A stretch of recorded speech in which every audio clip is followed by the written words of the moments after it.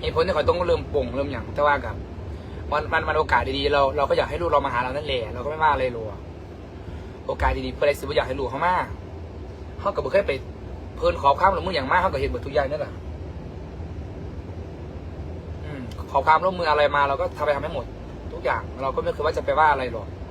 เพราะต่างคนต่างอยู่ต่างอาศัยกันแล้วกินอยู่ใครมันแล้วไม่ใช่ว่าจะไปรบกวนอะไรกันแต่ว่าก็บอกดีๆก็เพิ่นยีลาขอความร่วมมือแน่เอามาได้บ่ปีละเทื่อได้บ่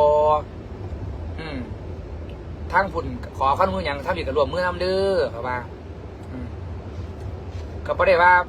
เป่าบ่ม่วนมาอย่างแล้วเว้ากันดีๆนี่ล่ะเว้ากันเป็นกันนี่ล่ะเอาเว้ากันแต่กันดีๆว่ามันลาบ่ได้ตีมือเดียวนึงมันเกิดพอขอลา8 9 10บ่ได้ตีบิดไปส่งเพิ่นก็ว่าลาไม่ได้ไม่ให้ลาใหญ่ต้องใหญ่มือหาเอานะมันใหญ่จะยังไงล่ะก็รู้อยู่ชีวิตศิลปินนักร้องนี่เด้รถเบนซ์นี่